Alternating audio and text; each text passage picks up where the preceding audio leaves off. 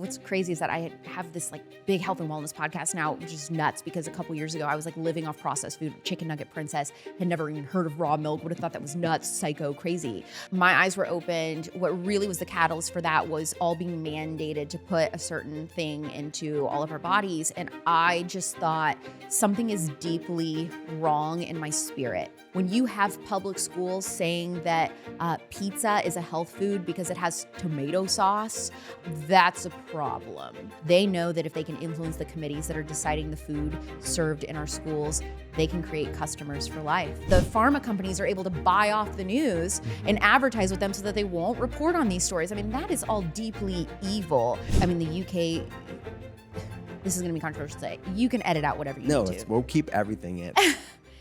The UK. Alex Clark, what's up? Thank you. Welcome to the pod. Thank you very much. I'm a huge fan of your show, actually. Oh, thank you so much. People always ask me, like, okay, what are your top podcasts? Yours. Honestly, like, I'm not paid to say this, but it really is mostly Dear Media shows. So love yours, love Ariel Laurie. Well, she just rebranded. Yeah. Obviously love The Skinny Confidential. Just so many good shows coming out of Dear Media. You're one of the top. Thanks. That means a lot to me. Really does. So I have to know, first things first, are you endorsed by raw milk? That the mainstream media would like to think that. No. Do the Amish do endorsements? I don't think so. No, but I mean, I'm willing to have conversations if somebody's willing to have conversations. Like Jethro in Lancaster, Pennsylvania, endorsing Culture Apothecary. This is the craziest thing is that I am not somebody that like grew up a milk drinker. I didn't drink milk at all, probably because I grew up in a family that we were buying skim and stuff. It was disgusting. It was basically water, so I wasn't interested. And then somebody had recommended trying raw milk. It was probably likely Hilda Labrada Gore from the Weston A. Price Foundation. She's the Wise Traditions podcast. It was probably Hilda, honestly, hearing her talk about like getting into this ancestral diet and how beneficial it is and good for your gut health and all these things. So I was like, okay, fine, like I'll buy it, or drink. I'll take a sip and tried it. I was like, okay, whoa, this is what I've been missing out. Like this is how milk is supposed to taste. And from there, I was like, okay, this is my new religion. No, I'm just kidding. But like that's what the news writes. Like I'm like, I'm leading this cult. It's like a death cult. Like I'm oh my gosh, I'm the new Heaven's Gate, like drinking the Kool-Aid. Yeah, this is the new Heaven's Gate. It's like getting all these innocent people to drink raw milk or something. I'm like, good grief, get it together. Yeah, but isn't that a testament to and a commentary to how far we've fallen as a society that raw milk in its natural form is like radicalized? What's really frustrating? Here's the thing. Let's say, and for those of you who have never heard of me before, hello, I'm Alex Clark, and I am a openly conservative health and wellness podcaster, okay? So let me just put that disclaimer out there. Now, what should open people's eyes, for those of you who are like, you are experts in this field. You have been non-GMO since, whenever they first came out, late 90s. You've always been on this health train. You've always been drinking raw milk. For you to all of a sudden see headlines that say things like, this is right-wing extremism because Alex Clark says that she drinks raw milk. So now all of a sudden, this is the most dangerous thing on the planet. All of a sudden, why are we talking about GMOs? They're totally fine. Organic food, who needs it? Like, when you see the headlines switch, when like it was very in favor of all of these things, when it was the more liberal side talking about it.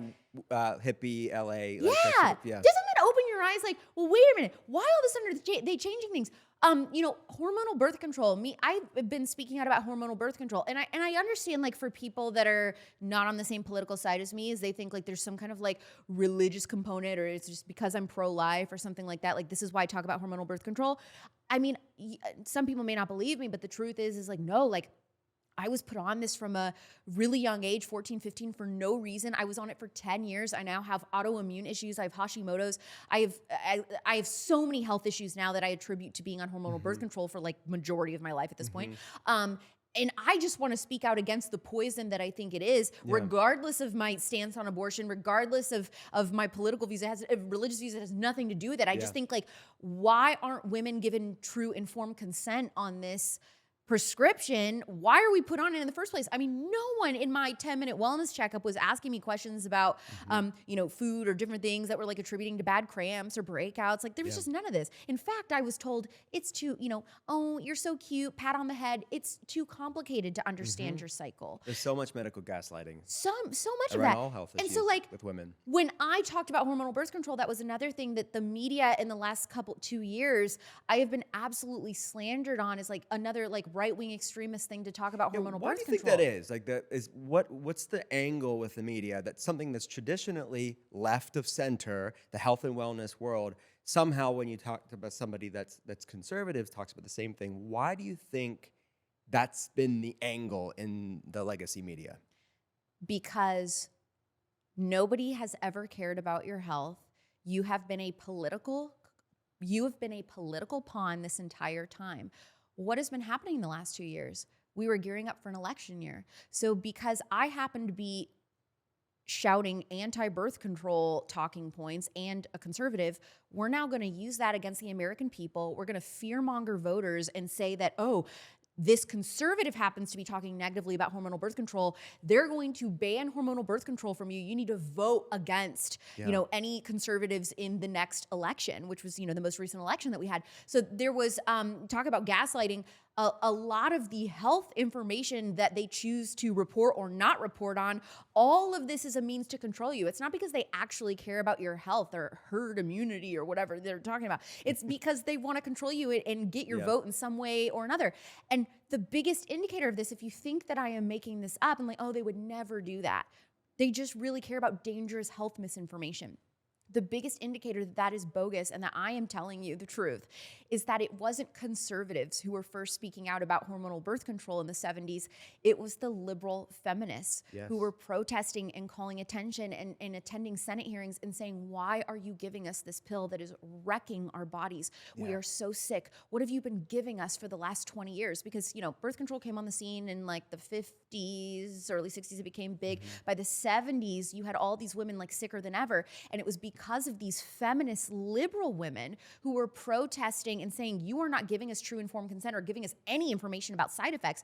That is why we have an insert in the hormonal birth control packet that, unwraps like a freaking newspaper, actually unwraps like 12 newspapers stapled together of all of these hundreds of side effects. It's because of liberal feminists. It wasn't because of radical religious conservative Christians. So we're living in a realignment. Do you see it like that? Because we say conservatives and liberals, we say conservatives, progressives, whatever, but I do see this eclectic, diverse coalition now of people that are seeing what you just said, people that were the crunchy left that are like, we don't have a home anymore because my party is raging for the machine, is now a spokesperson for big pharma. They don't have a home anymore. You have independents bigger than ever before. And they're all kind of converging on people that are questioning things, that have diversity of thought and actually value free speech. And conservatives are part of that. But there's this kind of diverse, eclectic coalition. Do you see that? And what are your thoughts on it? Oh, there's so much I could say. There are a ton of politically homeless people right now. And I think the biggest eye-opener for this was during the pandemic. I think that especially towards the right, my side of things politically, our eyes were open, myself included.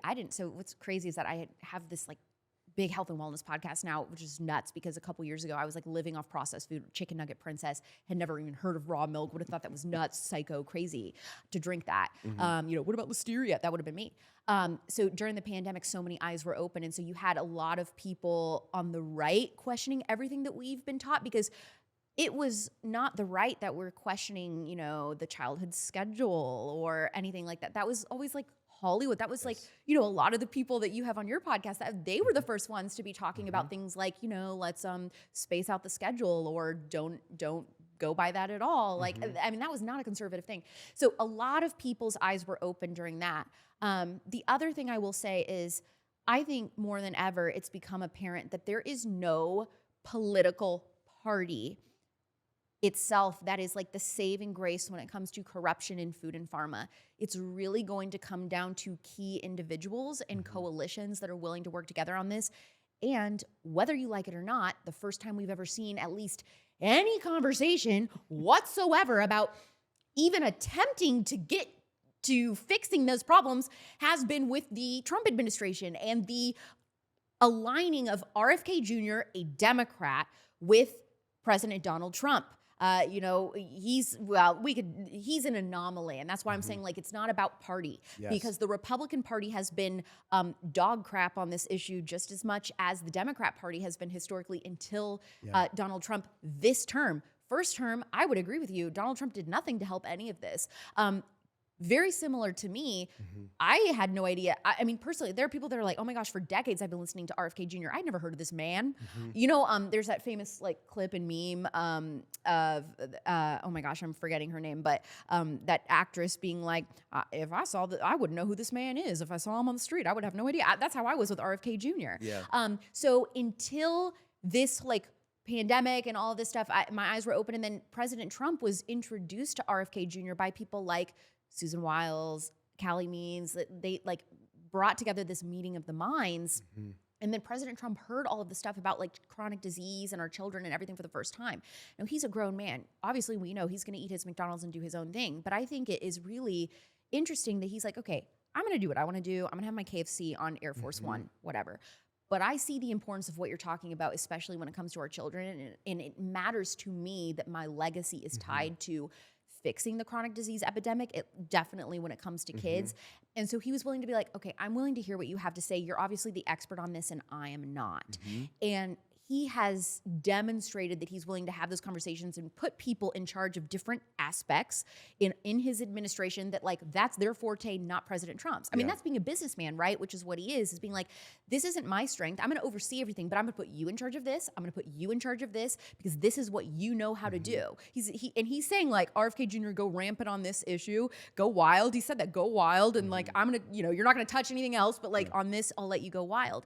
So I think going forward, even post, this final Trump administration, it's looking at an individual level who is willing to carry the torch on these issues like, health and chronic disease and pharma and the corruption in pharma. And maybe that is going to be a Democrat. Maybe it won't. And so I think it's a case-by-case basis. Okay, if this is like your number one most important issue, which I think for a lot of your audience it is like looking at the individual and putting your pride aside and being like, if this really matters to me and I really believe in this message, who's willing to get it done and voting for that person? Yeah. And I mean, I've seen the statistics on the electorate at this point is that even if you take Bobby's lowest of what he was polling at, like 5% or so, that was the decisive, like the Bobby camp was a decisive factor into why Trump was elected. Do you agree with people that say that? I think it was a massive sway. So even though most of my audience that listen to Culture Apothecary, which is my podcast, do lean politically conservative, not every woman, we know this, Trump doesn't always have mass appeal with women. It's just the way he talks, his personality. I get it, whatever. That's a whole nother conversation. But for those women that are like, okay, I am conservative, but I just don't like Trump, it was the RFK endorsement that won them over. I saw people in my audience that were unwilling to put a Trump sign in their yard first term say, I'm putting a Make America Healthy Again sign in my yard. And like, this is going to be the reason that I'm going to be sharing publicly for the first time to my friends and family that I will be voting Trump. Right. We also saw a lot of Hollywood celebrities admit for the first time, they're like, yeah, I'm voting Trump publicly. And like, this issue matters to me. I think that's huge. And then I think even more people in Hollywood and whatever, the spaces where that's not acceptable, they were part of that silent MAGA, right? I mean, they would never admit it publicly. And I know that. I know that for a fact. Health is nonpartisan. Yeah. Poison is not partisan. I told you this before, but I've had people within Hollywood say, well, I wouldn't vote for him, but I won't be angry if he gets in. Yeah. Like, these are people you never would dream that would say that. Before I want to talk about MAHA and all the myths and misconceptions, but if we could go back, like, what was, like, you are at this beautiful zenith, this moment of the world paying attention to what you are doing, like out of left field. I guess that's a bad plan. Out of right field, we'll say. Where did it begin for you? Like, you've been doing the podcast for a while, right? Yeah. So before my show was called Culture Apothecary, it had a different name and it was an interview show. And we were, talking to people that had countercultural hot takes on lots of things. Some of them were health episodes. Some of it was like surviving trauma, true crime, parenting, theology. It was just like countercultural hot takes. During the pandemic, like I said, my eyes were opened. What really was the catalyst for that was all being mandated to put a certain thing into all of our bodies. And I just thought something is deeply wrong in my spirit with that. There's something really unsettling about the government telling me in order to work, in order to go out publicly, in order to shop here, go here, do this, eat at this restaurant, you have to prove that you put this thing into your body that like we're saying is great, but like how long have you even looked into this? I mean, and you know, it's like 5 minutes old. That was super scary to me. And that's when I started Googling and looking into big pharma.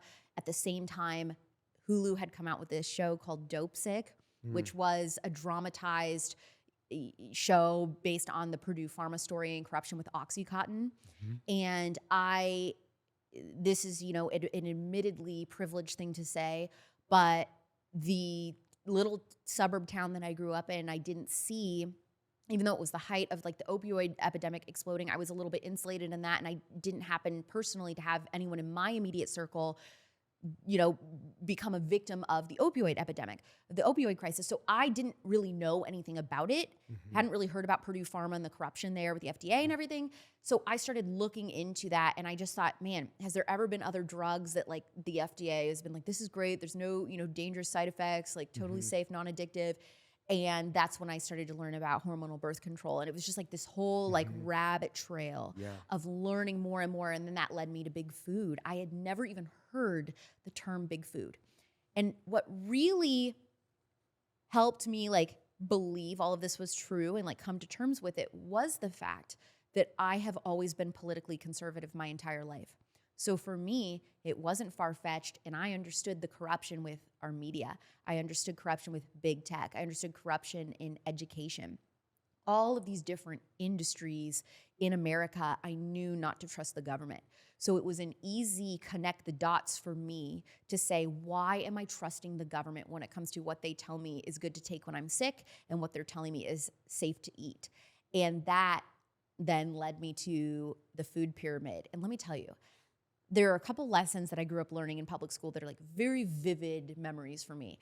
One of those is learning all about the food pyramid and how this is like the end all be all of like what is healthy and what isn't healthy. And I was like, wait, all of that was like bought and paid for in a lie? The government would allow that? And so I was like, oh, hell no.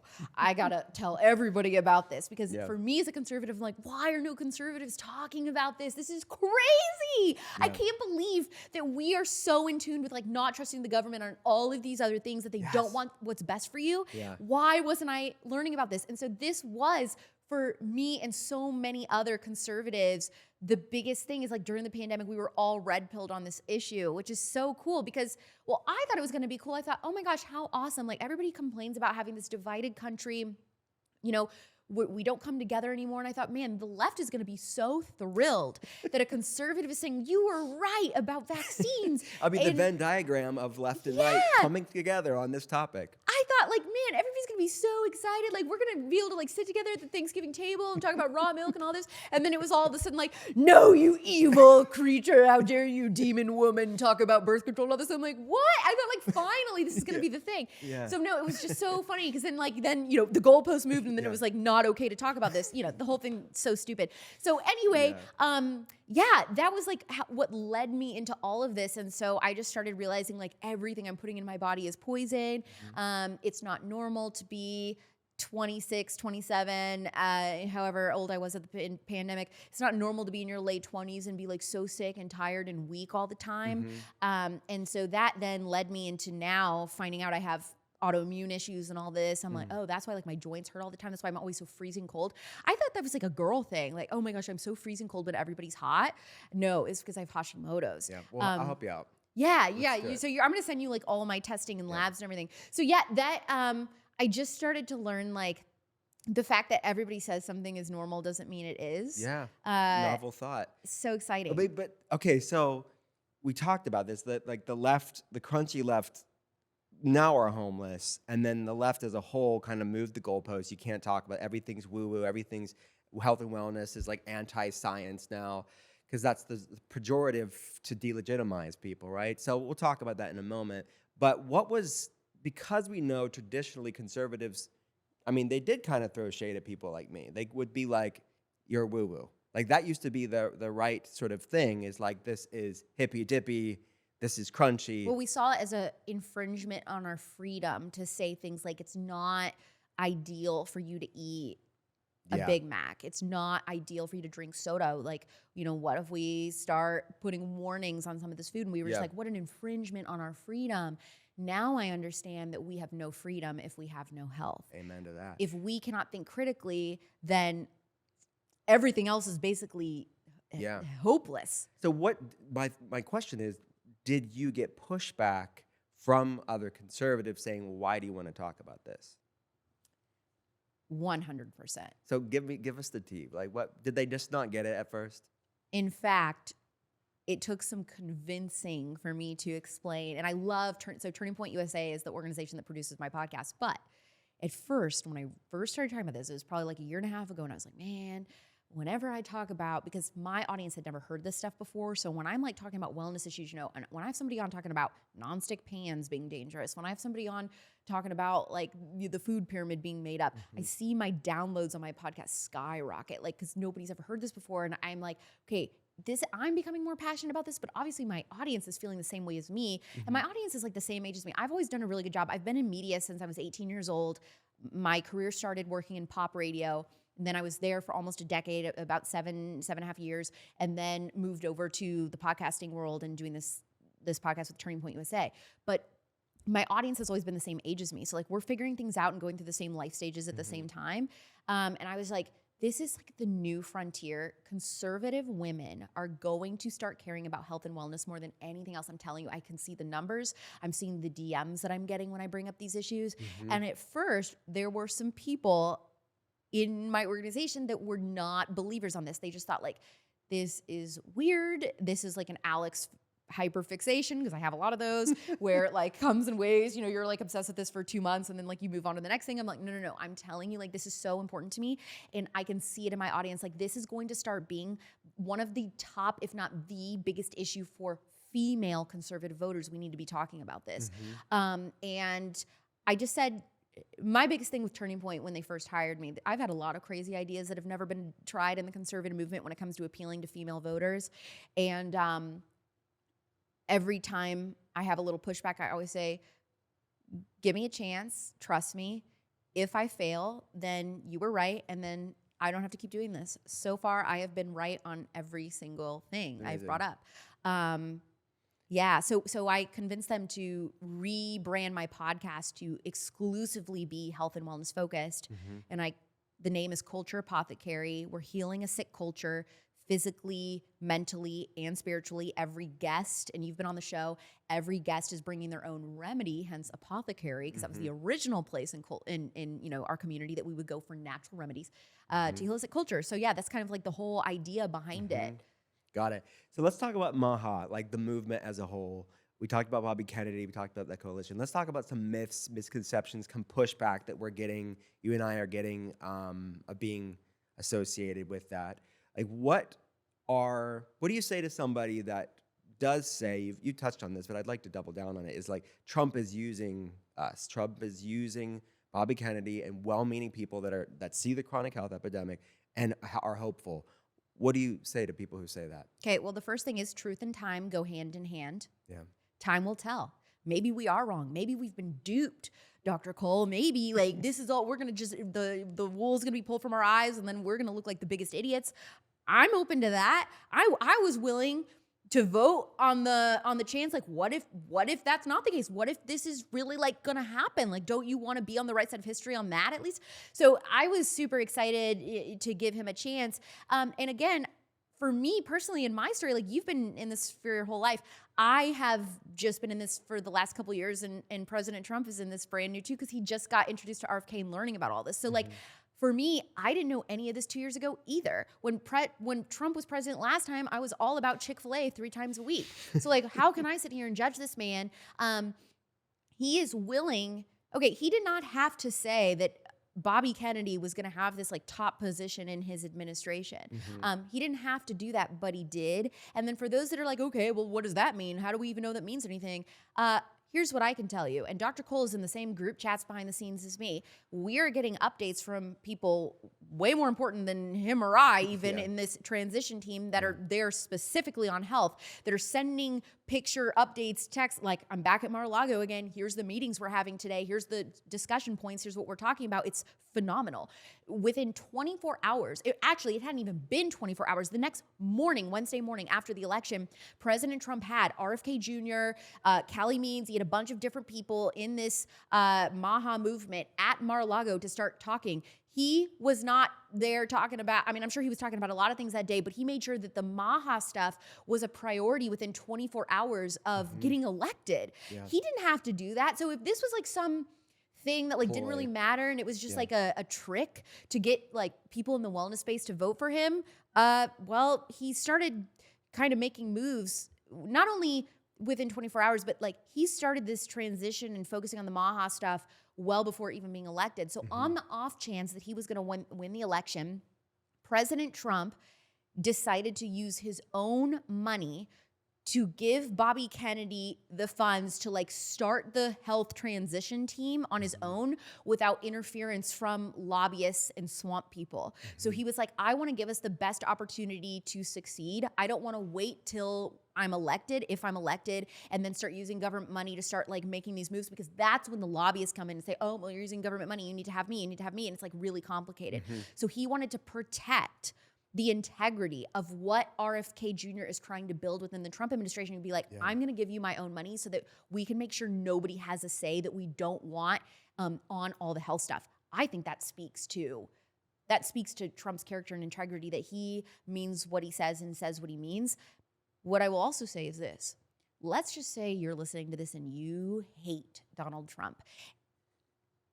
Every promise that he made in his first term, he actually ended up doing. So whether you hated those promises and what he did, that's fine, but he actually did it. So I think that's a good indicator of like, if he's saying on the campaign trail, he's doing this, this, and this when it comes to health, he's going to do it. And let me say this too, for those that absolutely hate Donald Trump. One thing that if you hate him, you might hate is his ego, right? He absolutely hates being wrong. He has to be right. Do you think a man that like really cares about how he's perceived by people and his ego is going to stand up there and say, I'm going to do this, this, and this and not do it? No, because the last thing that President Donald Trump wants is for someone to say, we knew you were a liar and you didn't do what you said you were going to do. So on a personal level, just understanding this man, the psychology of this man, he doesn't want people to hold that over his head that he didn't do it. So I am very, very hopeful, and we have seen, both of us, moves already starting to take place before and right after the election that he's going to do what he's saying he's going to do. Yeah.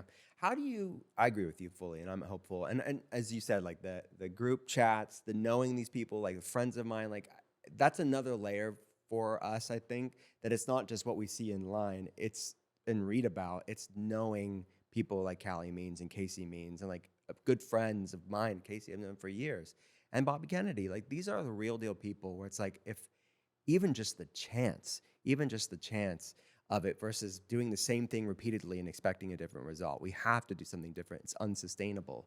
Also, I want to say this. RFK Jr. didn't take the first invitation from Trump to like be a part of his administration and just jump on the chance. He declined being vice president, first of all, and took a lot of time thinking about and asking President Trump hard questions before he agreed. He was like, I want to make sure that you are actually going to give me the opportunity to do this, or I am not endorsing you. And it took a lot of conversation behind the scenes and many, many, many weeks and months of discussion before RFK would sign on. Yeah. This is a complex topic, but I'd like to tackle it. Is you mentioned, historically conservatives, again, less government intervention. They are skeptical of maybe putting warning labels and things on health foods. I think that's tide is changing with this diverse coalition of people within the group. But what do you say to the people I see in the comments sometimes on social media that say, well, Republicans are notoriously for rolling back regulations.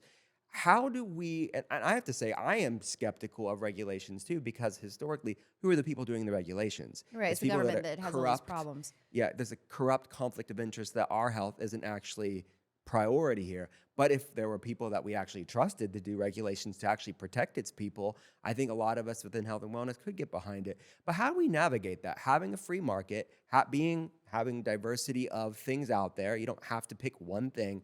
How do you balance that with like a more of a libertarian mindset of a free market, but also protecting the people?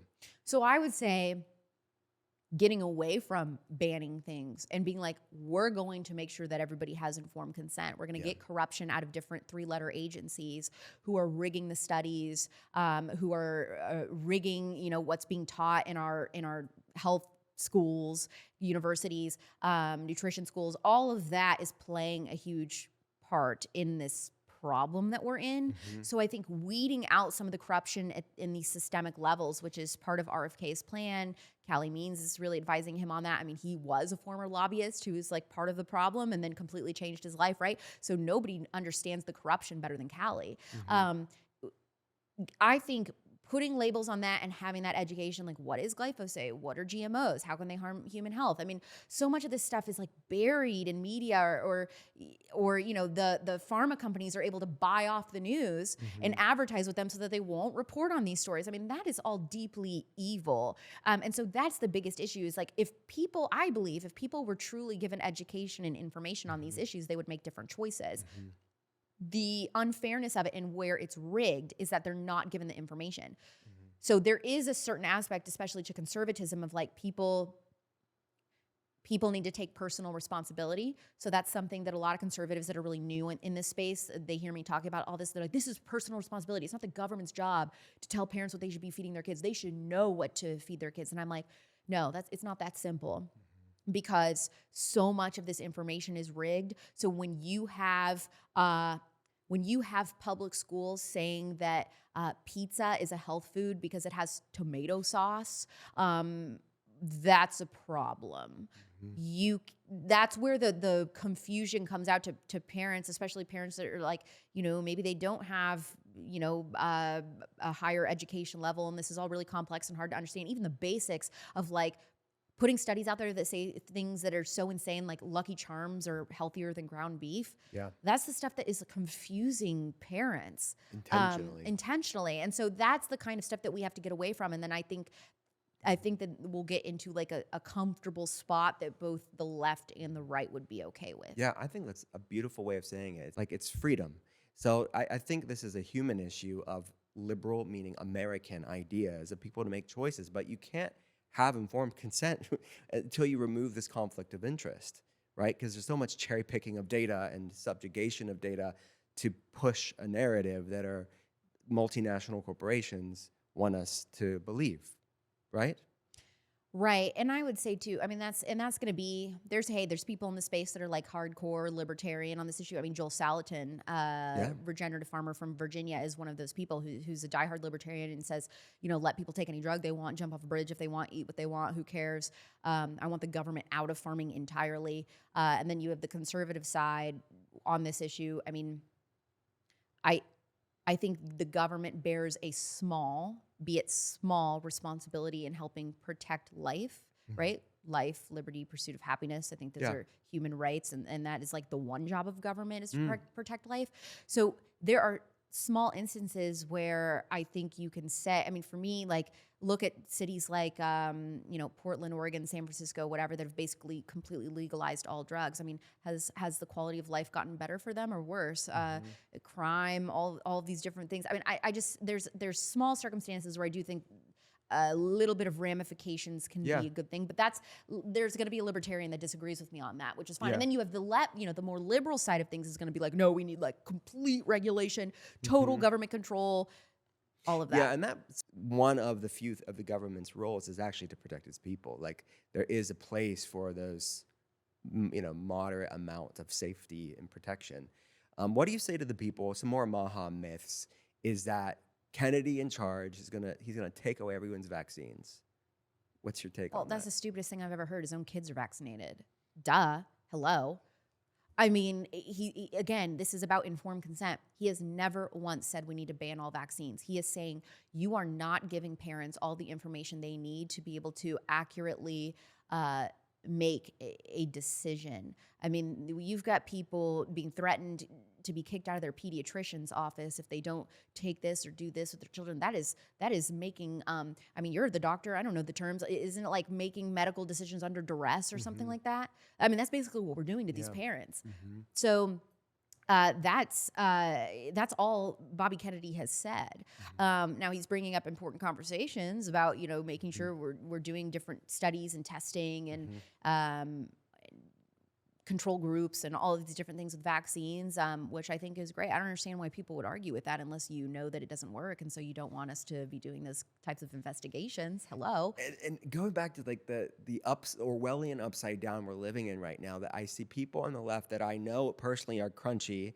They love all the health and wellness stuff. They are raging for Big Pharma so hard just because Trump is tangentially connected to RFK. Like it's breaking their brains. Well, you're in a cult. That's all I have to say. Yeah. I mean, again, it's like if this is truly a moral issue that you care about, if you really care about health and the future of our kids and chronic disease and all of these different things as much as you have always said you do, are you willing to join the other side to get that issue taken care of? That's where I'm coming from. And if there are people that are like, nope, that's where I draw the line, then guess what? I don't trust that you've ever really cared about this issue. Yeah. You know what I mean? Let's just say this will never happen, but let's just say that for me, a Democrat came and he was like, I am like the most staunchly pro-life candidate that's ever been. Am I willing to vote for that person? Like, how important is that issue to me? You know what I mean? Like, ask yourself that. I don't know. It's just crazy. And also, it's crazy because it's not like Trump is the one saying this. It's RFK Jr., who is a Democrat. And he is telling you, he is a lifelong Democrat, Tulsi Gabbard, lifelong Democrat. These are people who are saying, the Democrat Party is not the same. They are not willing to do this. They are so unbelievably corrupted on this issue. You don't even understand. Like, Trump is the only person that is willing to have these conversations. Like, we're going to have to move over here and get this done. So they're even sounding the alarms on this. Yeah. What do you say? I mean, because I feel like this is such a spiritual, that all of this is deeply spiritual, sort of the war that's going on right now. What do you think about that? Well, of course. I mean, this is since the fall. You've got an entire battle of good versus evil. I mean, we're going to do the best that we can here on this earth. And then, in the end, I mean, as a believer, God wins. We know that. But we do the best we can with what we're given here to honor God and his glory and his creation. And so that's really my main thing. But yeah, I think you brought this up in my interview with you on my show is talking about, I think you said it beautifully. It's like in all of these different aspects, our interpersonal relationships and personal decisions. And then also when it comes to even how we treat and view nature is so far away from God. I think it was really beautiful in a recent interview that Tucker Carlson actually did with RFK Jr. They got into this conversation about environmentalism, and RFK Jr. was surprised because Tucker is such a staunch conservatism of like how much environmentalism matters to Tucker and like preserving our national parks. And this is like really shocking to some people that are like really animal rights, but like hunting, there's a certain aspect of hunting that helps with conservation and all these different things. And so Tucker was talking about that and like, no, this is like an issue that greatly matters to me as a Christian, as someone that believes in God. Taking care of nature and stewarding like all the stuff around us that God has given us is like should be one of the most conservative issues, especially for a Christian conservative. And I thought that was so interesting hearing them have that conversation. Yeah, it really is. What do you say to somebody that, what do they start doing if they're kind of triggered by this whole election? They didn't like Trump, or they kind of reluctantly supported him because of Bobby. Like, any advice as just the average person out there? It's only 4 years. Truth and time go hand in hand. Time will tell. Give it a second here. We're 5 seconds in. Give it a moment. Let's see what can be done. Let's see what happens. And worst case, we're just Can't get worse than what it is, okay? You've got half of teenage kids are obese. 70% of 21-year-old men in this country can't even join them. They're ineligible to join the military because of metabolic issues and obesity. Okay, can't get worse. Can't get worse. Autism exploding. Infertility going up 1% every year. So look, worst case is we stay what we are. Best case is we improve. So let's just give it a couple years. Let's just see. And then you know what? We can vote somebody else in. If America decides this is the worst decision we ever made, then it's the worst decision we ever made. I'm very optimistic. And look, you don't have to like. You don't have to, nobody's saying you have to like different political candidates, but what do their policies say? What are they saying they're going to get done? Who are the people that they're willing to put in place to get things done? Like, what about them? You're not voting for one person, okay? You're voting for a team of 5,000 people that are going to be doing different things around the country. And one cool thing about Trump inviting Bobby Kennedy on is that Bobby Kennedy has had a huge say in a lot of these 5,000 people that are going to be doing different things around the country. And several of them are Democrats, okay? Yeah. This is a very nonpartisan coalition. This might be the most nonpartisan ticket coalition that we've ever had. I mean, that's Vance and Trump. They're both conservative. But who he has involved in his main administration, right? You get the Elon, the Tulsi, the RFK, and all of that. But we say he's conservative, and in some ways he is. Trump is certainly relative to the left. Trump is unbelievably socially liberal. Yeah, well, that's what my point was. That's like the funniest thing to me is like seeing these people like absolutely lose their minds about like, oh my gosh, Handmaid's Tale is coming, all this. I'm just like, this is crazy. There's so much I can say, and I don't know how much you want me to say. Well, I want to go there because I feel like I listened to someone that I know that's famous. She scolded me for posting the fact that the DNC received so much money from pharmaceutical companies wanting to self-censor me and kind of telling me to take the post down. She was very involved in the Kamala, race, that camp. I heard her after the election, and she said she didn't realize how much of the country wasn't getting their message. That's why they lost the election, was that their message wasn't getting out there. And I'm like, they still don't get it. That you talk about the amount of positive media that Kamala had, positive media across the board. They didn't question much. It was like a commercial, almost every piece. And almost every piece that Bobby Kennedy gets, it's this blown out of proportion, twisted. They make him sound insane. And somehow when we hear from sun up to sundown, people hear mainstream media saying a certain narrative, the idea that that's why they lost the election, that we just didn't hear the message. Oh, we heard the message. That's the only message we ever hear is we just saw through the message, and people are thinking for themselves. So that's my thought on that. How do you say that nobody heard your message? You control every single media outlet, Hollywood, every single piece of information, every single form of entertainment that's coming out. All of social media, besides X, is completely controlled by one side. The big corporations, like when you talk about like we're for the like everyday man, maybe the Democrat Party of yesterday, but the Democrat Party of today, I mean, if you're asking me, like you guys are the ones that are Amazon, Apple, all of the news outlets, mainstream media, pharma, like every like big industry, Wall Street, everything, the banks, like you guys are everything today that you hated yesterday, like the party of war, Dick Cheney endorsing Kamala Harris. Are you kidding me? When I was growing up, I mean, Democrats from 2004 are how? Well, I think I can think about the Patriot Act, like the increased surveillance, the surveillance state. That was a Republican thing. Yes, and the left hated it. Okay, and that's the thing. Okay, so here's the problem. Here's the biggest thing, and so for those of you that are like really anti-Trump, I had no idea that we were going to be getting this like political on here. I love this for you. This is I don't get a chance to do this on many guests, so why not? Okay. You're the person to talk to. What so many people, when you say like, I don't understand, our message is being lost on the left, like why are people willing to vote for Trump, whatever? Because President Trump isn't the Republican Party, and that is what people love about him. President Trump is President Trump. He is an anomaly. He represents everything that the working man has been like trying to scream from the rooftops for decades that like DC was not hearing. There is President Trump brought to everyone's attention the reality that we don't have two separate parties. It's us against a uniparty. The establishment right and the establishment left, you guys are all the same thing. Why do you think the Bushes and the Obamas are so chummy? They're all the same.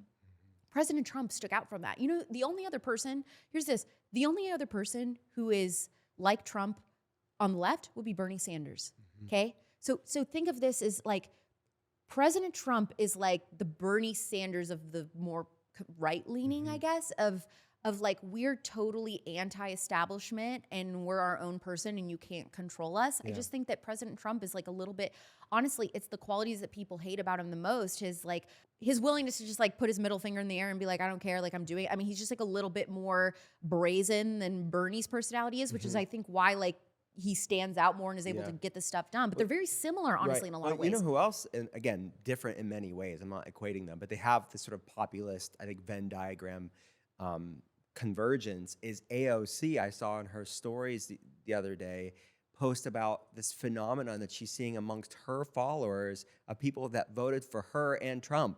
Yeah. That's such a good point. So what's going on? I mean, that's just what you're saying. You're trying to like put people in a box and say like all Trump voters are X, Y, and Z. We're all this. The reason we voted for Trump is because we're all this, this, and this.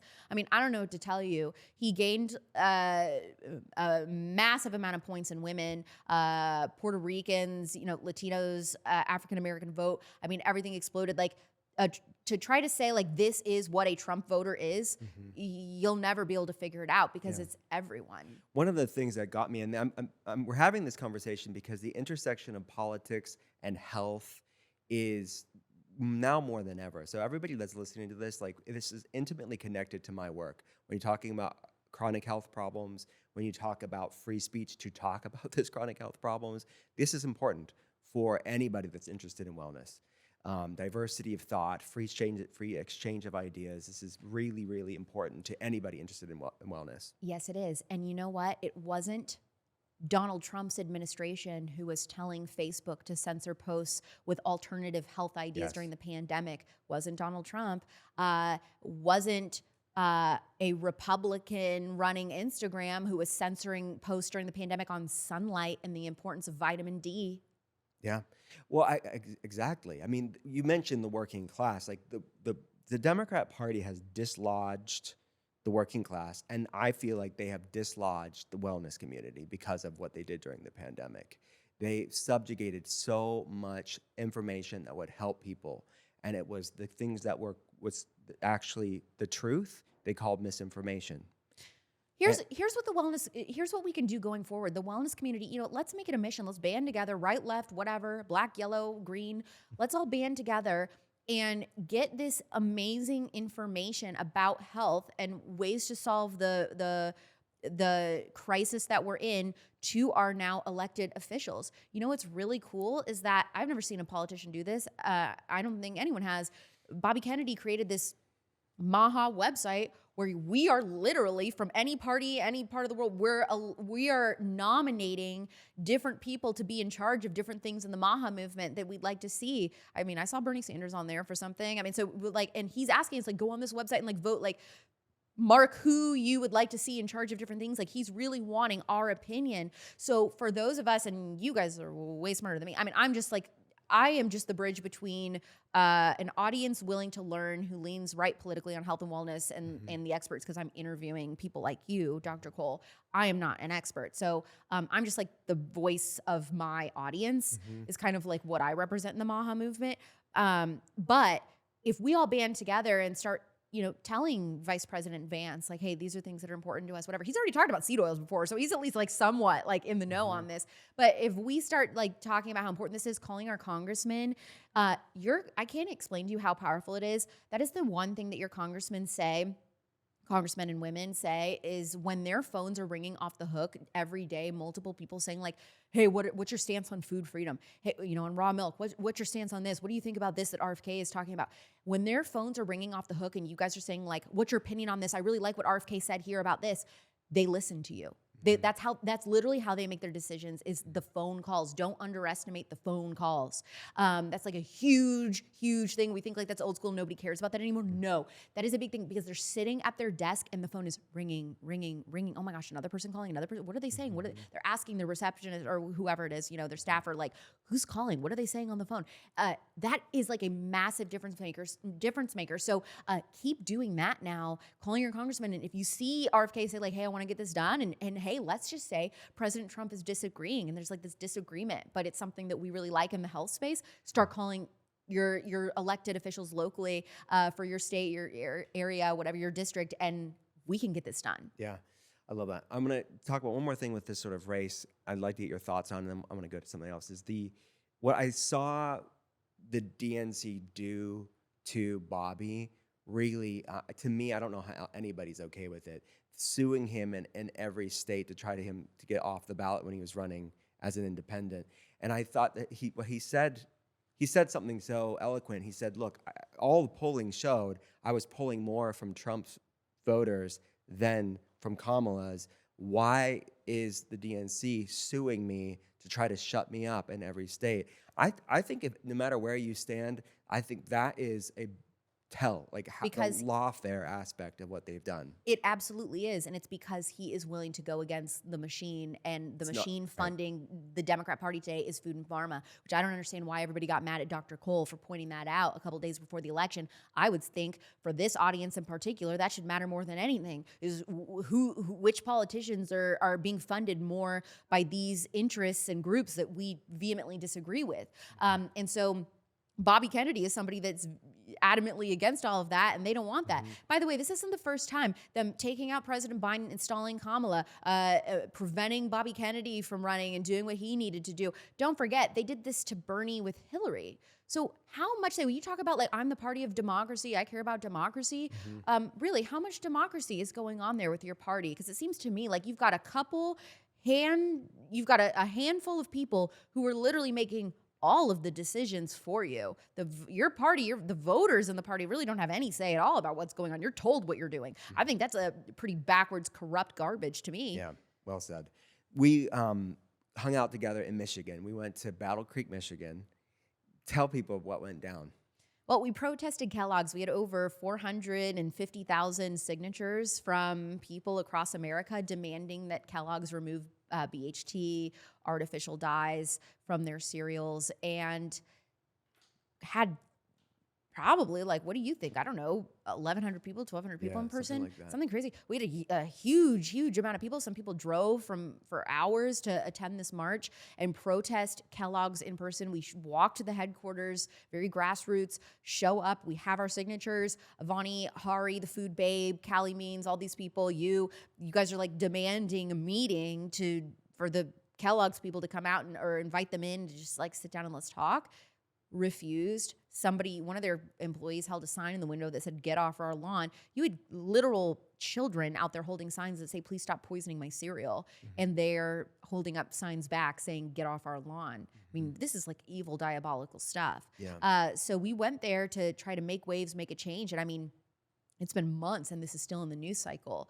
So I have a lot of hope for kind of using Kellogg's as the first. Look, this is not the end all be all. Like, I mean, this is the first thing. And then there's a lot of things that we want to work on in companies we want to pressure. But it starts with one, and then, the dominoes will fall. Yeah. So you and I have talked about this before. For people that don't know, like a lot of the listeners of the podcast are like, okay, look, who cares if they remove artificial dyes? Cereal's not healthy. That type of cereal isn't healthy anyways. So Fruit Loops without artificial dyes, you wouldn't recommend it, Dr. Cole. Why are you guys dying on this? Another bad pun. Dying on this hill of dye. The reality is that Dr. Cole's kids, your kids listening, those of you that listen to this show and care about this type of content, yet your kids are in the minority that they're not eating that cereal or eating this food. The majority, first of all, what are we at now? 60, 70% of the entire standard American diet is made up of ultra-processed food. The majority of Americans, the majority of children are consuming this food. So again, I think this speaks to the integrity of the movement. We easily could be like, oh, our kids would never eat that and never talk about it. Right. And we're trying to care about the families that don't have this information or don't care, apathetic or whatever, but they're like, I send my kids to school, they eat what they're given. We are trying to care about those families and those children and make a change so that they're exposed to like a little less toxins in their food and environment. I mean, shouldn't we all care about that? So yeah, of course, would I, God willing, I have kids one day, or Dr. Cole, are our kids going to be eating this cereal? No, never. Doesn't matter if they remove the artificial dyes or not, it's still crap. But the point is, there is a lot of kids that are going to be eating it. So let's make it a little better. How that works a little bit. Like, obviously we're not like public school experts, but from being in these groups, like we've learned a lot through the people that are involved in government more than we are, how these big food companies are so enmeshed in the public school system, and there's a lot of underprivileged kids that depend, like they're not getting any food at home. They would go hungry at home, and they're fed through the public school system. So can you talk a little bit about that?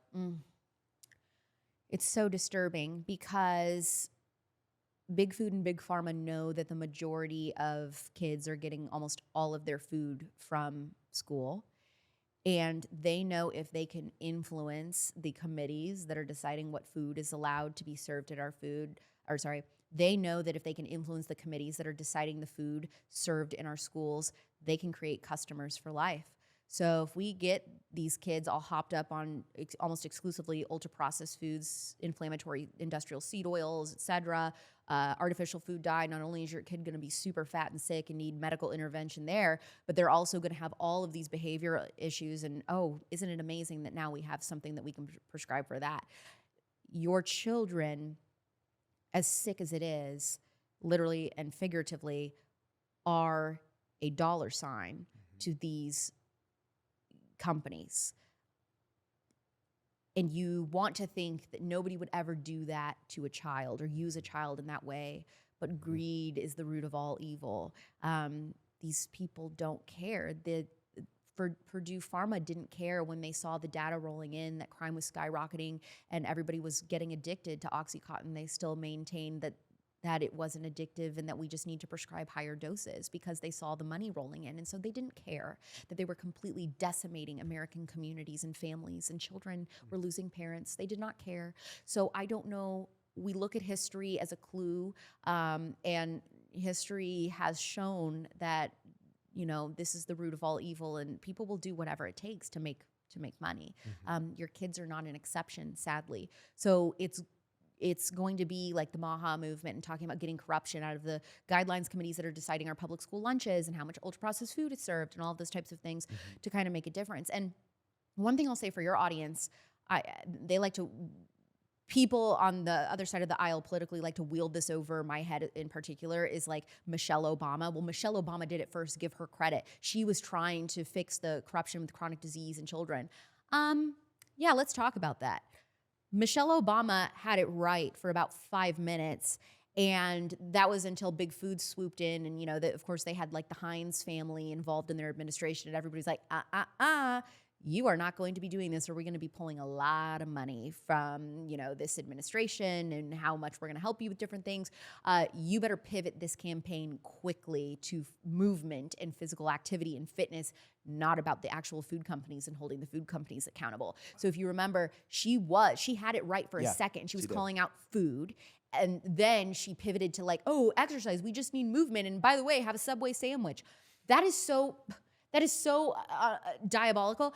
And the reason is because she was bought off. And this is what's sad. And this is why we're super hopeful about Trump and RFK. Okay, can we get past that hurdle that Michelle Obama found herself in? And her intentions were great at first. Yeah. I believe the sharks swarmed in and her hands were tied, and then you've got John Kerry and all these people involved that again with the big food ties, and it was impossible. Yeah. And so unfortunately she lost that war, and so I'm hopeful that now we can win it. Well said. I mean, I did see those comments throughout us educating people about this on social media is And Michelle Obama, but yeah. And the problem is that the physical activity, like, right, you can speak to this. However, this is why you have people that are like, I don't understand what's going on. I take a walk every day and I'm still fat because of what you're eating. The food is the first problem. And then, yes, we need movement and all of this, but the food is the biggest hurdle, because the ultra processed food is completely hijacking your brain. It's more addictive than cocaine, a lot of this. So this is the whole problem. Yeah. We have to fix that. And then, yes, adding in movement and all those things are Yeah. that's all part of the recipe to getting healthy. Yeah. And that's what my point has always been. Like when I'm posting on social media, I know it irritates people because I'm just speaking my lane in health, even if it's inconvenient for whatever candidate or party you are so tribal towards. My allegiance is not to a party. It is to people and policies that I know are going to save the people and heal the people. So, I mean, that's what my one concern is. You talk about the sharks swarming in. We're talking about trillions and trillions of dollars, like massively powerful industries, that their brains are breaking right now. The idea that Bobby Kennedy would have any sway. They're having emergency meetings, so we're hearing. The word I've used, that I heard used behind the scenes, is there's a lot of knife fighting going on to try to keep him as siloed as he can be. So that's what's going on right now. We'll see what happens. People have done crazy things, right? I mean, look at what happened to his uncle. God forbid, but does that concern you? Oh, of course. I mean, I'm worried about the safety of RFK Jr., President Trump's 2 assassination attempts.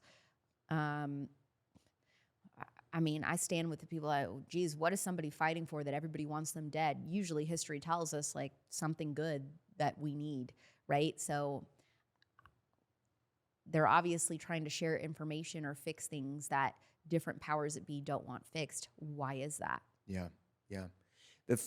On a much smaller scale, I mean, really paltry compared to all of that serious stuff, these random front groups that come out, with the Senate hearing, the headlines were the woo-woo caucus, right? The Atlantic or something like that. And then recently with Kellogg's, people are coming out and writing hit pieces about me and all of us. Can you tell people about that and what the dirt behind those front groups are? Well, the problem, the main thing is these different outlets, the Atlantic in particular, they're taking millions and millions in advertising dollars from Big Pharma. So that is the problem, is that Big Pharma determines what and how things get reported. And that's unfair, and that's why we have this entire rigged system. So yeah, the Atlantic was saying that we were part of the woo-woo caucus. We wanted to make Fruit Loops boring again. Why in the world? Because we wanted to remove artificial dyes. Why in the world? That is the mission, is ending chronic disease in children. Why? Who is against that? Why? Absolutely. I know. I mean, you have to wonder. I thought, because when Jason Karp, shout out to Jason, Human Co., True Food Kitchen, he's involved with amazing things. He said, when he testified in front of Congress, he said, I'm mentioning artificial dyes and bringing this up because it should be not contested at all, right? It is who's going to debate for artificial dyes? And that was his point. The shocking thing is, there are people that really love artificial dyes. They are going to they want to let us know how safe they are. But yet, why? The FDA's counterparts in other countries, like Canada and Australia and UK, they agree that it requires a warning label on it. So I don't know. Why do you think there is such a, defense of something as, basic as artificial dyes not being healthy? Because it's making corrupt people money. It's not even just artificial dyes in other countries. The UK, this is going to be controversial to say. You can edit out whatever you need to. We'll keep everything in. The UK even just admitted recently they were going to stop transgender sexual reassignment surgeries on minors because the amount of minors coming forward and saying wait a minute, I didn't know what I was doing. I regret this decision. I'm not actually trans. They were able to look at this data and say, whoa, we need to put a halt on this. This is super, super dangerous. This is a super dangerous medical procedure in general, but also it's not fixing these kids that are struggling with mental health and all these things. They're getting the surgery and then they're coming out worse than before. And And these then are you're- progressive, Yeah. secular Oh, countries. yeah, very. I This mean, the isn't UK a- is very This progressive. isn't Saudi Arabia. Right. So they're coming out and saying like we need to put a halt on this. Like the science is showing something different, and then America is still. We're seeing a little bit of slowing down. A few children's hospitals have stopped offering these surgeries, which is great in my opinion. But in some ways also it's like this is still like a super taboo subject to talk about, and you're like they tell you you're a bigot if you bring this up, that you're seeing this like high amount of detransitioners a couple years after transitioning when they're under a certain age. So we are when it talks about like following the science and all that kind of stuff in the data and all this, it seems to me that America is very last compared to other countries when it comes to acknowledging different harms that are being done to our people. And then again, you have to keep going back to like who stands to make money from these decisions, why, and then I feel like that answers all these questions. Yeah, well said. My friend, the podcast is called The Art of Being Well. At the end of every episode, we have your Art of Being Well. This is Alex Clark's Art of Being Well. Are you ready for this? What? I'm gonna- that you do this. You don't even know when I ask you. First question is, what is the worst tasting healthy food that you eat? It tastes freaking disgusting, but you eat it for its health benefits, not for its taste. Okay, so I would have said sauerkraut. And then recently, this is also, they're not a sponsor, at least yet. Hopefully they will become because I'm like obsessed now. Bubbies? No, it's called Olive My Pickle. Okay. They're doing these like different flavored, I know, I love the name. a great name. They're doing these like different flavored sauerkrauts. And I went to the Wise Traditions conference recently, and they were serving them because they always do like their own food. Oh my gosh, this is so phenomenal. They, like you get Weston A. Price approved food at this conference. So good. I've been before. Yeah. And so they were handing out this like heat and spicy Olive My Pickle sauerkraut. And it was the first time I ever liked sauerkraut. So normally that's something like you want a spoonful a day. It's so good for you, but I'm not a fan of it. So that was like really hard for me. But now I'm really, really on board. Love it. That's a great answer. What do you take supplements? And if so, like what are 2 essentials for you? D3K2, magnesium. What is somewhere you've traveled to that should be on other people's bucket list? Okay, so I have a really strange answer for this, but I was on a reality dating show. Really? Yes, like wow, you've lived several a lot years of ago. I know I've lives. had that weirdest life. And What was the name of the show? it was called Coupled on Fox. It was canceled after 1 season. But okay, this is what's really confusing to me. I spent 5 weeks on this island, and then recently somebody Well, said I I had was a saying the nickel. name wrong. And I was like, what? I mean, I was on the show. I was listening to producers say the name, and we had to talk about it on the show to promote the island for like tourism and stuff. And so anyway, we were saying Anguilla.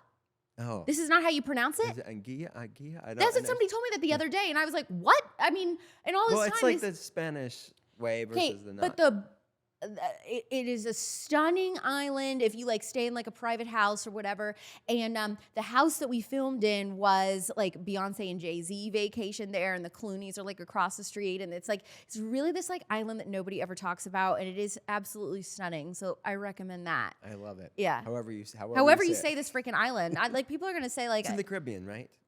I yeah. think yeah. Yeah. I think so. You just run a reality show. I was flown somewhere on a blindfold. No, actually, like this is the truth. Sounds made up, but the truth is, I was flown somewhere and I was sequestered in a hotel room and wasn't allowed to leave for several days before filming or have. I had no access to the outside world, no phone. The only thing we were allowed to have was the TV in the room, which was all in French. So it's one of those islands where it was like Yeah. everything was in French, Yeah. and couldn't like make eye contact with anybody else for like a long time. It was really crazy. The only time we were allowed out of our room was when like a handler took us out to like have dinner. my It was gosh. really nuts, and then we weren't allowed to speak. I felt like I don't know if anybody knows like the woman with the yellow wallpaper. It's like an old poem about a girl going crazy That's in how you felt. isolation. That's how I felt. Anyway, so no, I literally couldn't even tell you like where I was, but I know that we stayed in like St. Martin for a Yeah, I little was gonna bit. say Martin is like So it was half over there. French and half. Got it. Yeah. Yeah, now I look really stupid in this No, entire it's section, British but that's Virgin fine. Islands. Yeah, that kind of area. Yeah. The All right. Next question is what's to date? This is gonna change next time you're on. But what's the most controversial thing you've talked about on your podcast? Oh man, this is like a bomb to drop on your audience. Yeah. at How the about like end. well, no, that's the top 3. Like what's Top 3 things, most controversial things I've ever talked about: hormonal birth control, which I think this audience would at least be on board with that. Mm-hmm. But the other 2 things are daycare should be a last resort, should not be used unless you absolutely have to have used every other option. Daycare is not healthy for kids, especially under the age of 3. That was controversial. Talk about like not being willing to like say the truth, even if it's going to offend people in your own camp. That like offended a lot of my audience. It was a huge thing. I had Erica Comazar on, who if you've never had on, you've got to have Erica Comazar. Okay. She's an expert in childhood attachment. And talked about the dangers of daycare in particular when it comes to attachment before the age of 3. That will just change your life. And again, we're talking about the health of children. This isn't about what's best for you. It's about what's best for them. And that's controversial to say because we live in a me first culture, and that, you know, what matters the most is mom first, mom first. I mean, my hot take is that, and I will say this because everybody gets very offended. I'm not a mom yet. So then they get very upset. Like, of course, because you're not a parent, so you're saying this, but like, look, my faith, everything, my worldview, everything tells me becoming a mother, that is when you're supposed to not put yourself first. You're supposed to, or a parent in general, I should say, not even exclusive to mothers, is that you're supposed to put someone else ahead of your own feelings. Now, culture is telling you that you have to come first. I don't know who's right.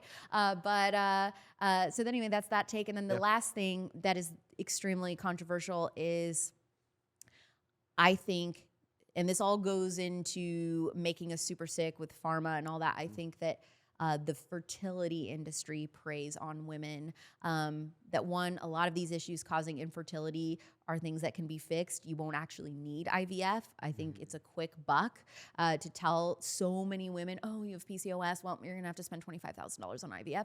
I think a lot of it is they're lying to women, or I don't know, I guess people just don't know. But one, they're preying on women, but also I would say from a moral standpoint, this is super controversial. It's called The Art of Being Well. We have diverse viewpoints on here. My diverse viewpoint is, and again, so my disclaimer is that I'm pro-life.